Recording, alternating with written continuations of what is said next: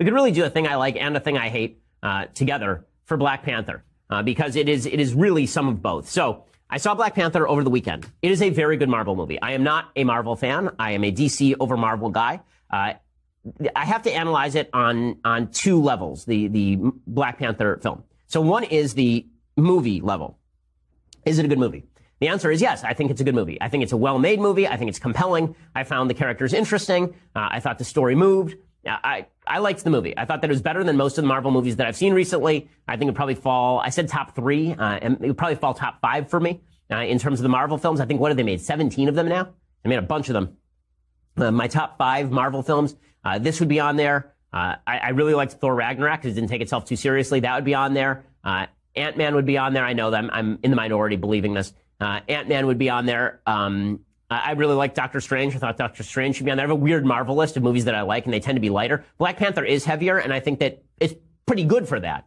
So it's well made. The acting across the board is really good, except for Forrest Whitaker, bizarrely, who plays the same character in every film now. So Forrest Whitaker has basically become the guy he played in Rogue One, and he's like that in every single science fiction film. He's kind of like Jeff Goldblum that way.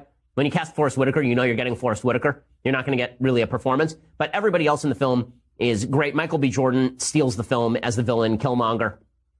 He's the best thing in it. But the performances across the board are quite good. Okay, so that's level number 1. Is the film good? So things I like that. That's good.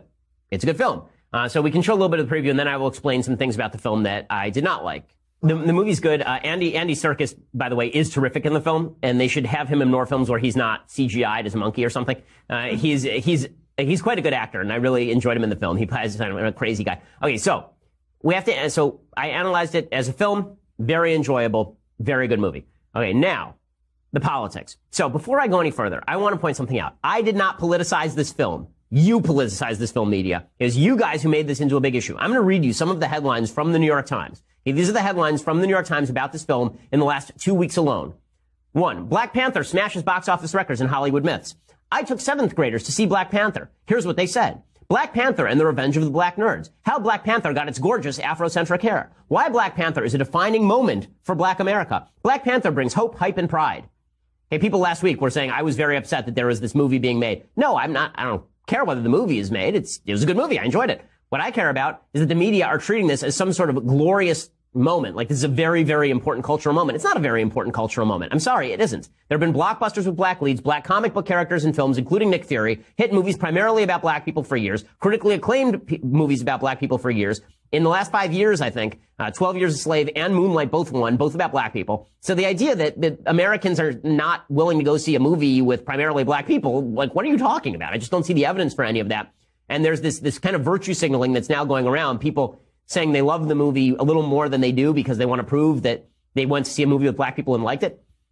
I think that's really dumb. The movie's good. Is it Citizen Kane? No, it's not Citizen Kane. Is it a very good Marvel movie? Sure. Okay. The politics didn't go beyond that, though. So it's not just it's important for black kids to see a black superhero, which I find a dubious measure. I don't think it's important for white kids to see a white superhero. I think it's fine for white kids to see a black superhero, like Black Panther. I think it's fine for black kids to see a white superhero. I don't care. It makes no difference to me. But there's something beyond that. So Carvel Wallace wrote this in the New York Times, quote, "No one knows colonization better than the colonized, and black folks wasted no time in recolonizing Wakanda. No genocide or takeover of land was required. Wakanda is ours now. We do with it as we please." And then he said also in this article that there's a video posted to Twitter in December, which has since gone viral. 3 young men seen fawning over the Black Panther poster at a movie theater. One jokingly embraces the poster while another asks rhetorically, "This is what white people get to feel like all the time?" There's laughter before someone says, as though delivering the punchline to the most painful joke ever told, "I would love this country too." Except nobody's ever gone to see a Captain America movie and said, "Wow, look, a movie with a white hero. I'm so excited. He's white." Nobody does that in America. That's not a thing. And they certainly don't go to a movie and say, "Wow, look, a movie with all white people and all the black people are bad," because that would be a racist movie. That would be Birth of a Nation. That's bad. Right? So, no, this is not true. Okay, so what are the politics that are actually in the movie? I didn't politicize it. You politicized it. So now I have to break down the politics. Sorry, I have to do that. Shouldn't ruin your experience of the film. It's a good film. Okay, so here's what's good. Martin Luther King defeats Malcolm X. So there are 2 main characters in the film. One is T'Challa, who is a stolid Chadwick Boseman, and he sort of plays the MLK figure. He's taking over for Wakanda. So I have to explain the plot of the film. So spoilers ahead.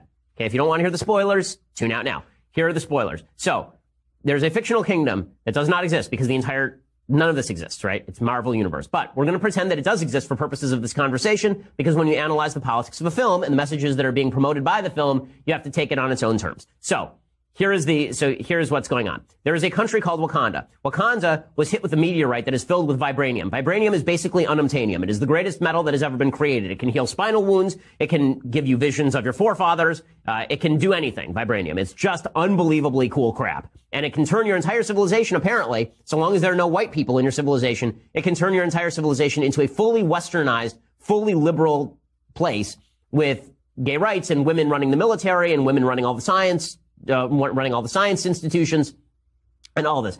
Outside cultural influences don't matter. All that matters in this universe is that a big meteorite landed right here and that there were no white people to ruin it. That's pretty much the premise of Wakanda. And then Wakanda hides from everybody, but they still have the greatest country ever without any trade. So they have this metal, but the metal magically can grow things, and it can make everything super cool. It can be isolationist. You can have a complete state with no outside interference at all.